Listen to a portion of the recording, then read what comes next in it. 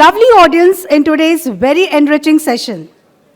It is with great pleasure that we gather today to explore the topic on how to elevate our virtues.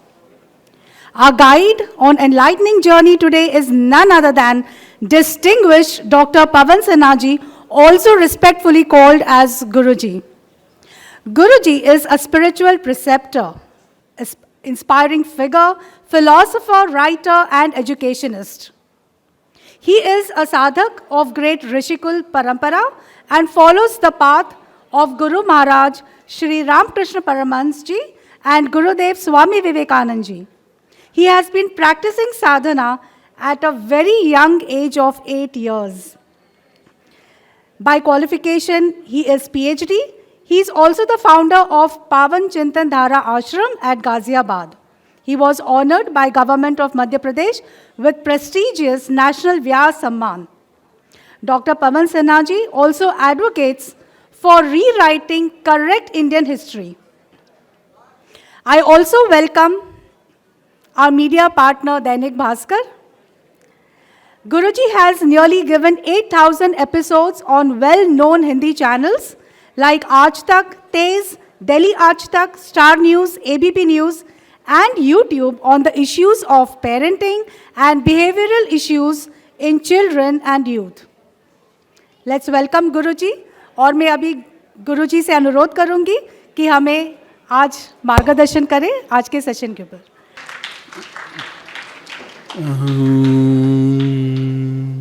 अपने गुरु महाराज जी को प्रणाम करता हूं और साथ ही साथ यहाँ बच्चों को ख़ास तौर से मेरा बहुत सारा स्नेह, बहुत सारा प्यार. आदरणीय रूटा जी और दैनिक भास्कर प्लस यहाँ पर जितने भी गणमान्य लोग उपस्थित हैं, मेरे आश्रम परिवार के लोग उपस्थित हैं, उन सबको प्रणाम. और हम कुछ आज बड़ी ख़ास बात करेंगे जो बच्चों के मतलब की होगी.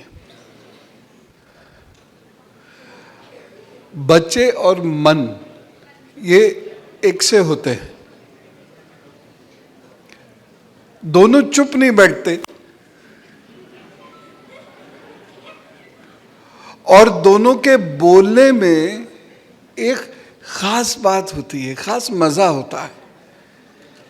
मन और बच्चे यदि दोनों चुप हो जाएं तो फिर मन में नहीं लगता.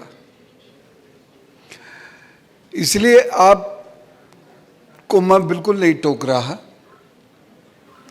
लेकिन मैं जो बात करने आया हूं वहां से इतनी दूर से, वो बात 20 मिनट सुनो और उसके बाद फिर हम क्वेश्चन आंसर्स करेंगे.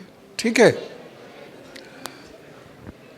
आपके जो प्रश्न होंगे वो मैं लूँगा, लेकिन उससे पहले मैं ऑरेंज सिटी फेस्टिवल का बहुत धन्यवाद करना चाहता हूँ ये मौका देने के लिए. और मैं यहाँ चौथी बार आया हूँ, पता है, चौथी बार आया हूँ. और नागपुर इतना सुंदर शहर है, यहाँ चौथी बार आना कितना अच्छा है. मैं यहाँ बहुत सारे संतरे खाऊंगा, नहीं मिलेंगे तो संतरे की मिठाई लेके जाऊंगा. हम लोग जो बात करना चाहते हैं वो बच्चों आम लोगों के लिए नहीं है. ये उन लोगों के लिए है जो जिंदगी में कुछ बड़ा करना चाहते हैं. अब आप में से कौन लोग ऐसे हैं, हाथ उठाकर बताना बच्चों, जो जिंदगी में छोटा करना चाहते हो.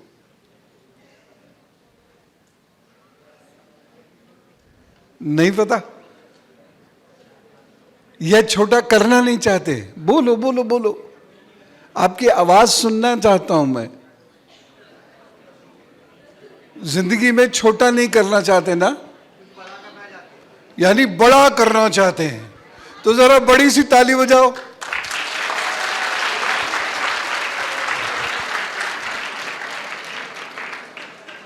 ताली बजाने के बहुत सारे फायदे हैं. सबसे बड़ा फायदा ताली बजाने का यह है, ना खुद को नींद आती है ना पड़ोसी को नींद आती है. और मैं यहां एक शेर से शुरुआत करना चाहता हूं. शेर मतलब समझते हो क्या? लॉइन तो नहीं बोल रहे हो ना?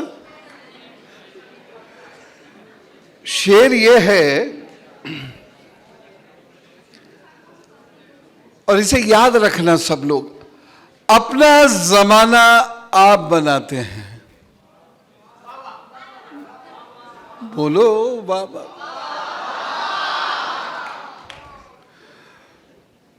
वैसे ये शेर मेरा नहीं है, लेकिन शेर तो शेर है। अपना जमाना आप बनाते हैं अहले दिल, हम वो नहीं कि जिनको जमाना बनाता हो।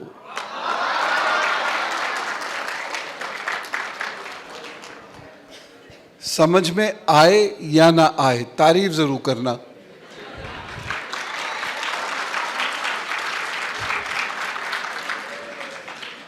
तारीफ करना भी एक बड़ी वर्चू है। एक बार मैं एक कार्यक्रम में गया, बहुत पुरानी बात है, और उस कार्यक्रम में क्या हुआ कि एक व्यक्ति मुझसे मिलने आए और बोलने लगे, क्या बोले हैं आप, बहुत बढ़िया बोले, बहुत अच्छा बोले, शानदार बोले, मन प्रसन्न हो गया। मैं उनकी तरफ देख रहा था, वो और कुछ बोले, फिर मैं इंतजार कर रहा था ये चुप कब होंगे। थोड़ी देर में जब वो चुप हुए तो मैंने उनसे कहा, मान्यवर अभी तो मैं बोला ही नहीं।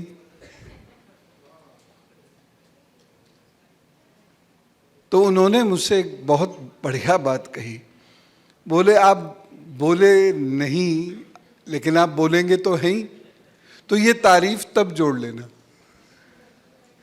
तो तारीफ करना भी अपने आप में एक बहुत बड़ी वर्चू है, और दूसरे की तारीफ वही कर सकता है जिसका दिल बहुत बड़ा हो। छोटे दिल वाले लोग किसी की तारीफ नहीं करते, बल्कि जला करते हैं। ठीक है।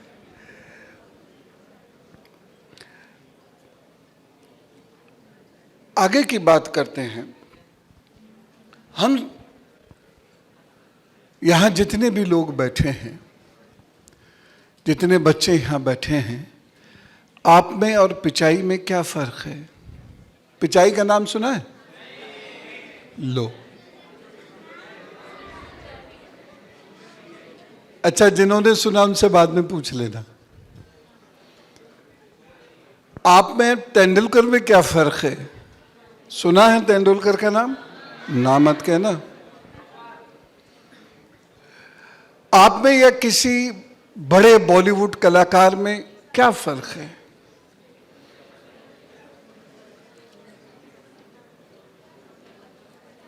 कोई फर्क नहीं है।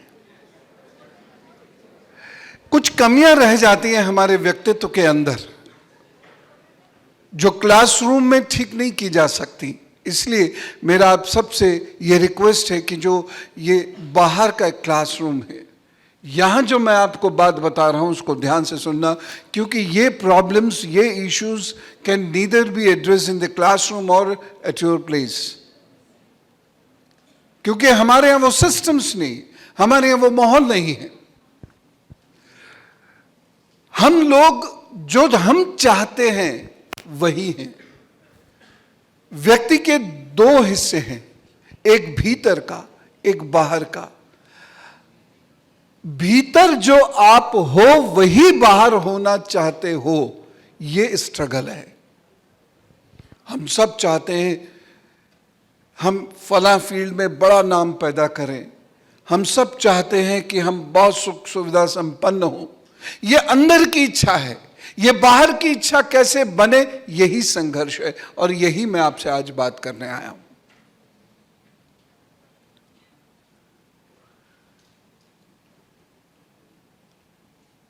मुंडक उपनिषद में एक बहुत सुंदर सा वृतांत है, इसको ध्यान से सुनना और समझ लेना बच्चों। आज वो ये है कि वहां ऋषि कहते हैं, ऑल पावर्स आर विदिन। जितनी भी तुम्हारी शक्तियां हैं वो बाहर कहीं नहीं है, वो भीतर है। किस तरीके से? फिर वो एग्जाम्पल देते हैं। एग्जाम्पल देते हैं एक मकड़ी का, कि जिस तरीके से मकड़ी अपने भीतर से तार निकालकर और वह जाला बुनती है और उसमें रहती है, ठीक उसी तरीके से हर मनुष्य के भीतर वह शक्ति है, लेकिन उस शक्ति का इस्तेमाल करना हमसे नहीं आता। जिससे आ जाता है प्रभु भी उसकी मदद करते हैं। भाग्य फाइनलिटी नहीं है। ईश्वर ने आपके भाग्य को लिख के कलम कभी नहीं तोड़ी है, वो कलम वही है, उसको आगे आप खुद बढ़ाइए।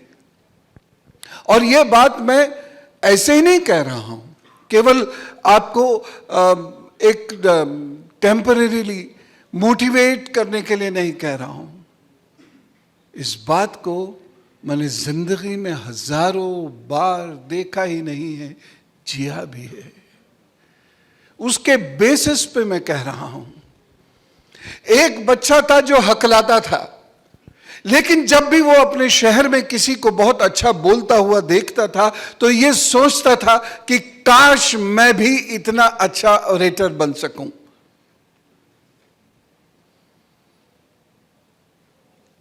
उसने इस बात को ध्यान में रखा।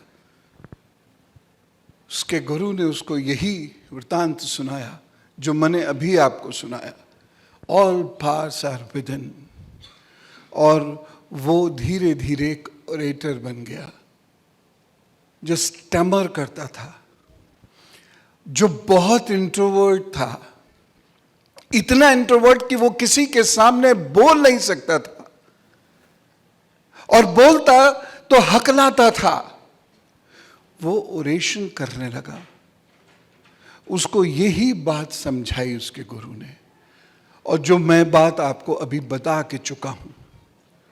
अगर आप अपनी पावर्स को बाहर ढूंढने जा रहे हो, अगर आप अपनी स्किल्स को बाहर ढूंढने जा रहे हो, तो बहुत बड़ी गलती कर रहे हो, क्योंकि वो सब आपके भीतर है, कहीं अंदर वो तभी बैठी हैं और चाहती हैं, वो स्किल्स चाहती हैं, वो पावर चाहती है कि आप उसका संधान करें, यानी आप उसको डेवलप करें और वो बन सके जो आप बनना चाहते हैं। और मैं रिपीट करूंगा अपनी उस लाइन को, जो आप बनना चाहते हैं और जो हैं, उसके बीच का जो गैप है ना, यही स्ट्रगल है। And here you need understanding. कुछ एक पॉइंट्स हैं जिससे मैं बहुत जल्दी जल्दी अपनी बात को कह सकूं, क्योंकि मैं क्वेश्चंस लेना चाहता हूं आपके भीतर क्या चीज है, वो मैं जानना चाहता हूं, मैं उसको आंसर करना चाहता हूं। नहीं तो ये मोनोलॉग खत्म हो जाएगा और फिर टी एंड स्नैक्स रह जाएगा। तो इसको हमें बहुत जल्दी से आगे बढ़ाना है। सबसे पहले हमेशा याद रखिएगा, most of the people just think and don't do. ज्यादातर लोग यही सोचते हैं, काश मैं ये बन जाऊं। जब वो सपना देखते हैं तो कोई अपने आप को विश्व सुंदरी पाता है सपने में, कोई राजा पाता है सपने में, कोई प्रधानमंत्री पाता है अपने आप को सपने में, कोई क्रिकेटर देखता है अपने आप को सपने में। But you just think, please start doing. आप में और जो महान लोग हैं उसमें यही अंतर है। आज एज ऑन डेट मैं आपको कमतर नहीं आंक रहा, ये बोलने का तरीका है, डायलेक्ट है। जो सक्सेसफुल हैं और जो अनसक्सेसफुल हैं, उनमें सबसे बड़ा अंतर यही है। भाग्य तो भगवान के हाथ में है, उसका तो हम क्या कर सकते हैं। लेकिन जो सबसे बड़ा फर्क है वो ये है कि कुछ लोग सोचते हैं, सोचते रह जाते हैं, वो करते नहीं हैं।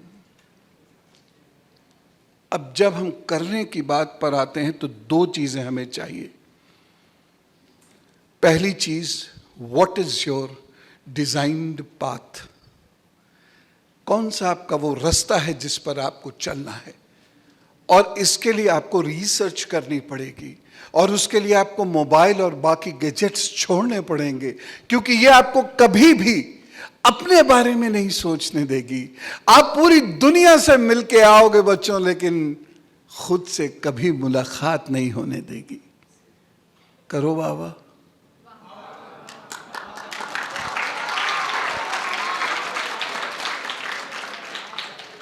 इसलिए इन गैजेट्स से मुक्ति पाना जरूरी है, क्योंकि इन गैजेट्स की जो वेव्स हैं वो आपके दिमाग में इस तरीके से प्रवेश करके एक ऐसा इंटरफेस डेवलप करती हैं कि आपके ज्यादातर न्यूरॉन्स काम नहीं करते हैं।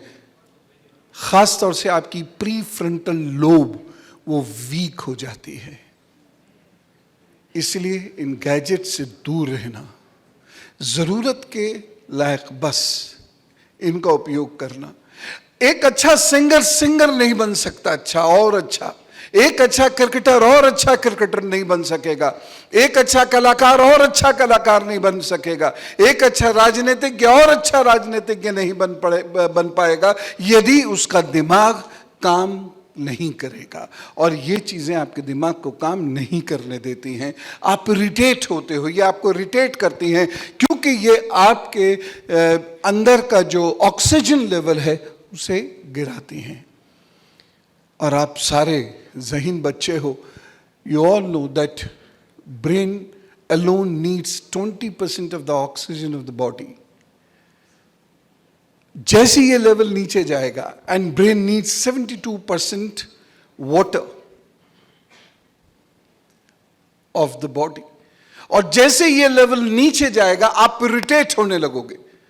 जैसे ये लेवल नीचे जाएगा आपके न्यूरॉन्स की मोर्टेलिटी बढ़ जाएगी। न्यूरॉन्स जितनी जल्दी मरेंगे उतनी जल्दी आपको याद रखने में दिक्कतें आएंगी।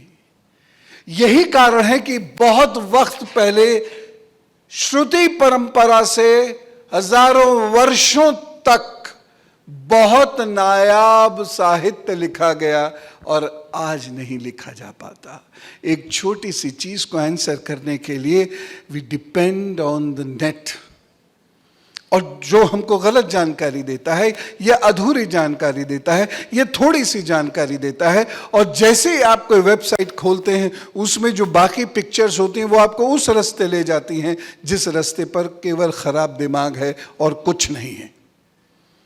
इसलिए प्लीज बच्चों, मेरी आज ये टेक अवे वाली बात, ये मैंने वर्ड अभी कुछ महीनों पहले ही सीखा है बच्चों से, ये टेक अवे, ये प्लीज ये ले जाना अपने साथ कि गैजेट्स का यूज जरूर करिएगा, लेकिन उतना जितना ये बहुत जरूरी हो, अदरवाइज इसके यूज करने की कोई आवश्यकता नहीं है। दूसरी चीज जो आपको सोचने नहीं देती है वो है रिलेशनशिप, इमेच्योर रिलेशनशिप्स। और मैं खुल के अपने बच्चों से ये बात कर रहा हूं। आपकी जो इमेच्योर रिलेशनशिप्स हैं, जो कहीं सड़क पर डेवलप होती है, कहीं कैंटीन में डेवलप होती है, सौभाग्य से शिक्षक हूं इसलिए सब पता है मुझे, ये जो इमेच्योर रिलेशनशिप होती है ये आपको पढ़ाई के रास्ते से डिसवेड करती हैं, ये आपको आपके रास्ते से भटका देती हैं। इसलिए इनसे दूर रहना, जब तक कि आप कुछ करके ना दिखा दो, इनसे दूर रहना। आज के ज़माने में ये एक इतनी बड़ी, देखो राम जी का उदाहरण मैं यहाँ देना ठीक समझता हूँ। राम लक्ष्मण जी ने शूर्पणखा को दूर रखा था क्योंकि वो डिसवेड कर सकती थी। इसलिए आप भी सब ध्यान रखना, रावण और शूर्पणखा आसपास नहीं होने चाहिए। ये आपको आपके रास्ते से हटा देंगे, भटका देंगे। और हमेशा ये बात याद रखना कि आप ऐसा कर पा सकते हो क्योंकि all powers are within. ये उपनिषद की बात हमेशा याद रखना, all powers are within. You are the strongest person of the world. You are a better brain than Einstein. You are even comparable to Swami Vivekananda ji, जिनका हम जिक्र नहीं करते, लेकिन उनका ब्रेन मैं आइंस्टीन से बेहतर मानता हूं। आप में वो सारे कुशलताएं हैं, लेकिन इसकी वजह से गड़बड़ हो जाती है। इसलिए सोचना ही नहीं है, प्लान करना है, और प्लान ही नहीं करना है, उसे एग्जीक्यूट करना है। आप सोचो तो सही, प्लान करो तो सही कि यह बनना है, तो उस बनने के रास्ते क्या है ये लिख कर करो प्लानिंग, और उसके बाद आप अपना काम करो। और एक चीज याद रखो, अगर आप स्पिरिचुअल नहीं हो तो कुछ पा नहीं सकते। मैं बिल्कुल नहीं कह रहा आप कर्मकांड में जाओ, कि स्पिरिचुअलिटी आपके अंदर होनी चाहिए। चाहे आप जिनकी भी पूजा करते हो, उपासना आराधना करते हो, उनसे जुड़ाव रखो। कुछ प्रभावी शक्तियां हैं, उसकी मैं बात अभी नहीं करूंगा, लेकिन कुछ बहुत प्रभावी शक्तियां इस ब्रह्मांड के अंदर, उनसे जुड़ना बहुत जरूरी है। कला उनसे आपको जोड़ेगी। आप भजन गाओ, शुरुआत में जब आप भजन गाओगे तो भगवान जागे या ना जागे, पड़ोसी जरूर जाग जाएगा। लेकिन धीरे धीरे जब आपका स्वर सधने लग जाएगा तो पड़ोसी नहीं जागेगा, और जाग भी गया तो आनंद लेगा, फिर भगवान जागेगा। तो आप जिनकी पूजा अर्चना इबादत करते हो करो, लेकिन स्पिरिचुअलिटी से जुड़ना बहुत जरूरी है, क्योंकि वह आपकी सारी पावर्स को कंसंट्रेट करती है।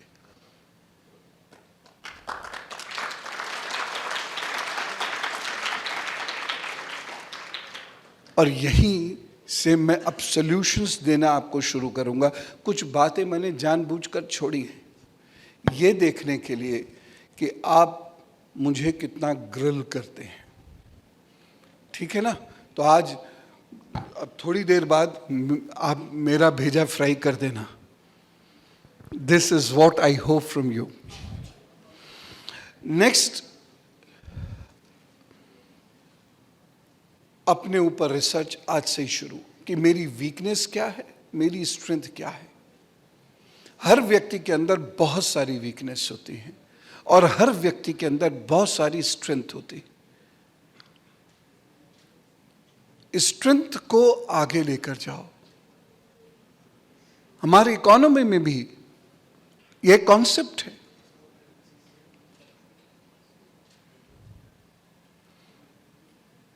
स्कॉट एनालिसिस के भी किसी ने कहा ना, हमारी इकोनॉमी में भी, कि आप जो प्रोड्यूस कर सकते हैं उसको और ज्यादा प्रोड्यूस कीजिए, बजाय कोई नई चीज प्रोड्यूस करने के उसको इंपोर्ट कर लीजिए।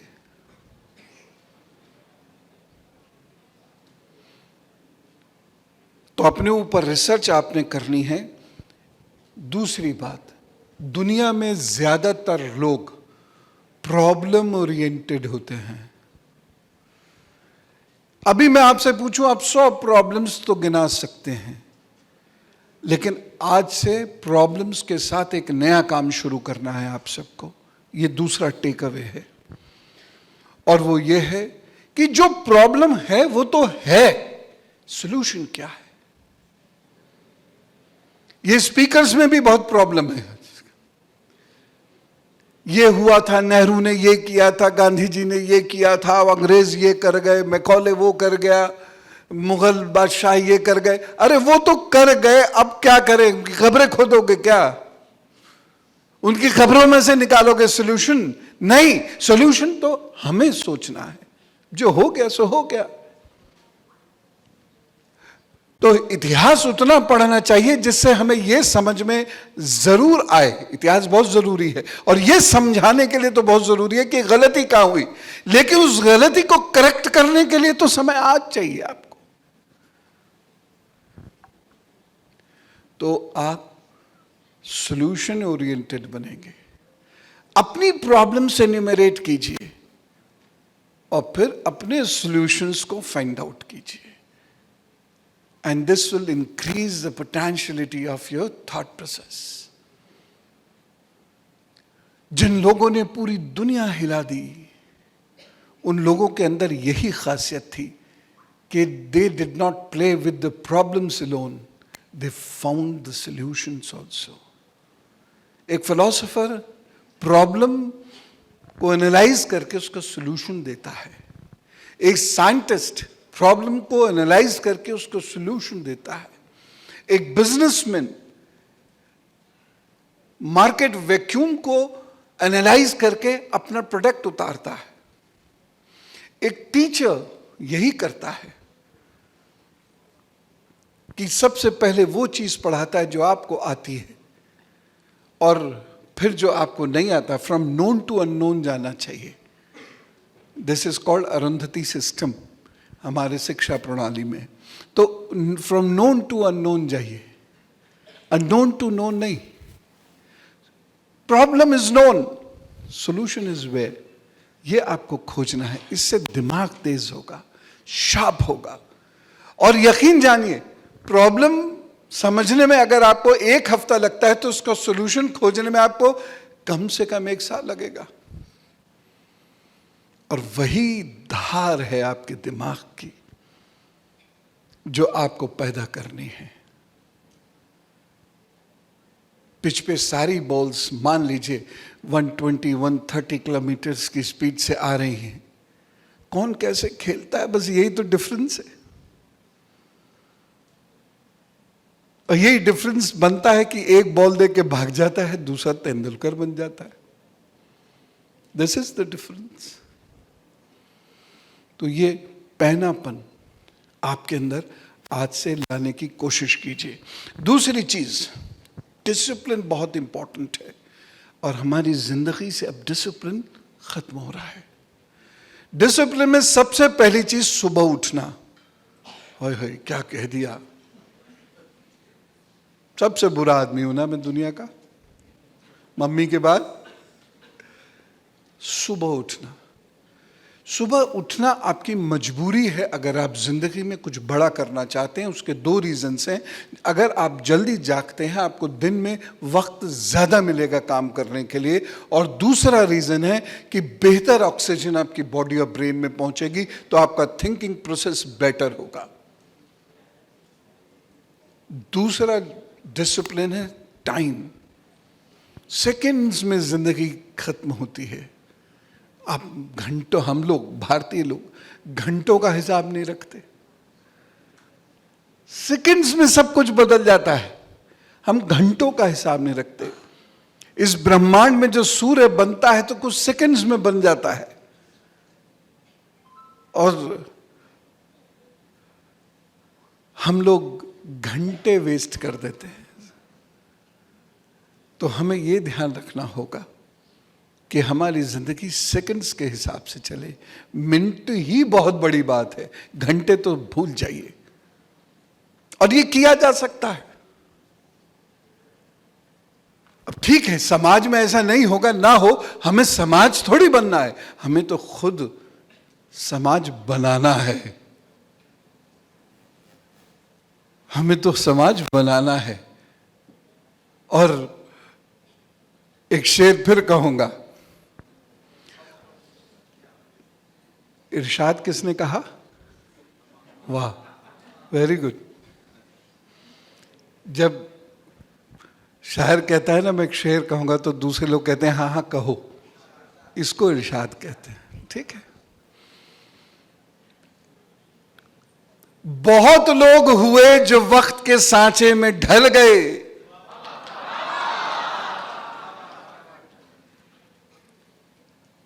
बहुत लोग हुए जो वक्त के सांचे में ढल गए, कुछ हुए मगर जो वक्त के सांचे बदल गए।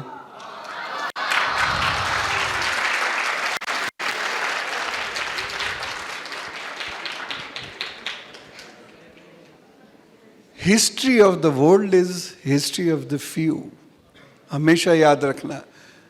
और ये आप कर सकोगे। प्लान ऑफ एक्शन मैं दे रहा हूं आपको।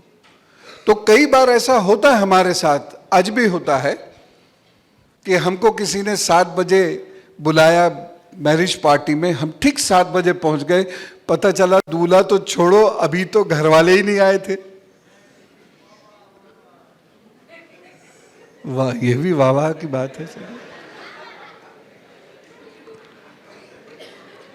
तो वो हमारी बेवकूफी का वाह वाह कर रहे हैं। गुड। अगली चीज,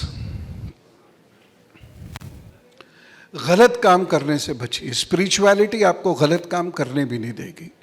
गलत काम जो भी लोग करते हैं, बाहर से भले ही वो बहुत खुशनुमा से दिखते हैं, लेकिन मन में उनके अपराध बोध उनको जीवन में कुछ नया सोचने नहीं देता। इसलिए गलत काम मत करो। आपसे कोई गलती है, बड़ों से साफ कहो, ये गलती हो गई, हो गई, हो गई।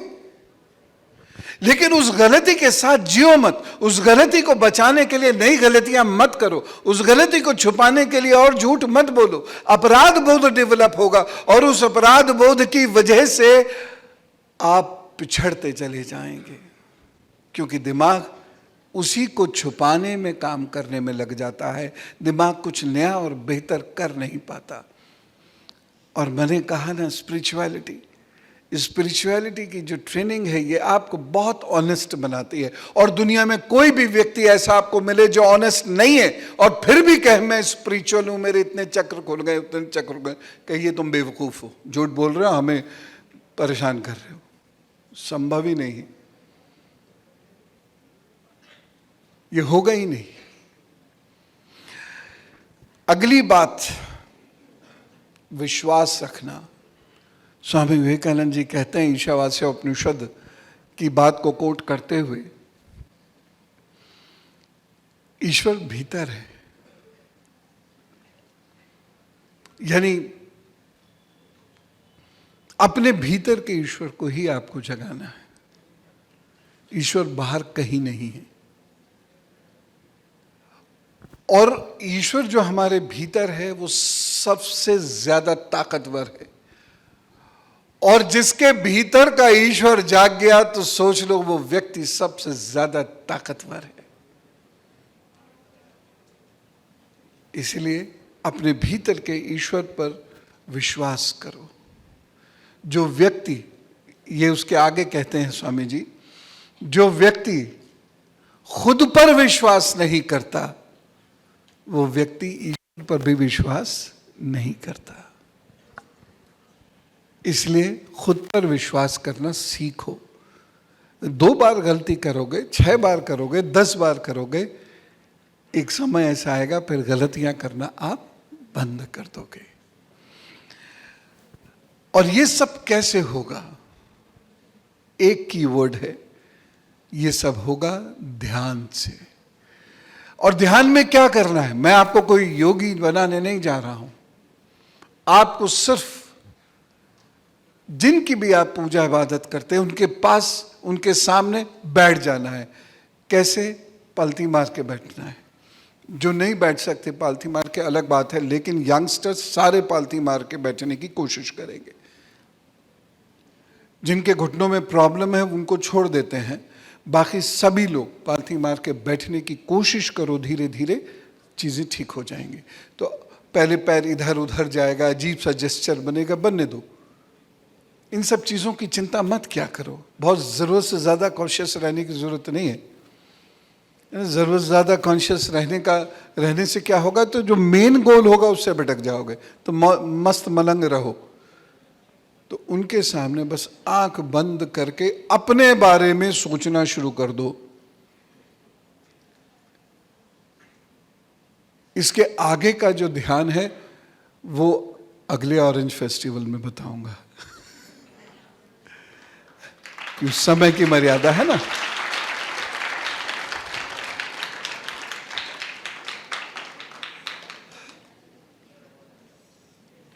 मैं जब बच्चों को देखा अभी, मेरे मन में कुछ आया आपके लिए लिखने को।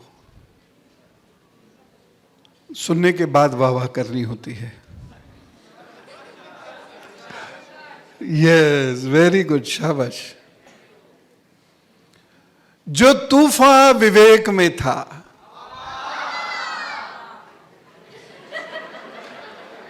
गुड, ये असली कदरदान है मेरा। विवेक का मतलब यहां क्या है? यस, विवेकानंद जी, उनकी बात कर रहा हूं।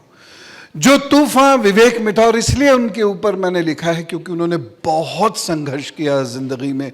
खाने को उनके पास रोटी कपड़ा नहीं होता था, रोटी नहीं होती थी, पैसे नहीं होते थे, पहनने को चप्पलें नहीं होती थी, फिर भी देश के लिए वो जो करके गए, उसके लिए अगर मैं 2 घंटे भी बोलूं तो कम है। अब मेरी YouTube पे देख लेना जाके, मैंने एक लेक्चर दिया था 3-3.5 घंटे का होगा वो। तब आप समझोगे कि पूरी दुनिया क्यों आज भी नतमस्तक है उनके आगे। तो जो तूफान विवेक में था वो तूफान तुझ में भी है। बस एक जरा सा फर्क है प्यारे, बस एक जरा सा फर्क है प्यारे, वो जीतने को समुंदर में उतर गया और तू किनारे किनारे चलता रह गया।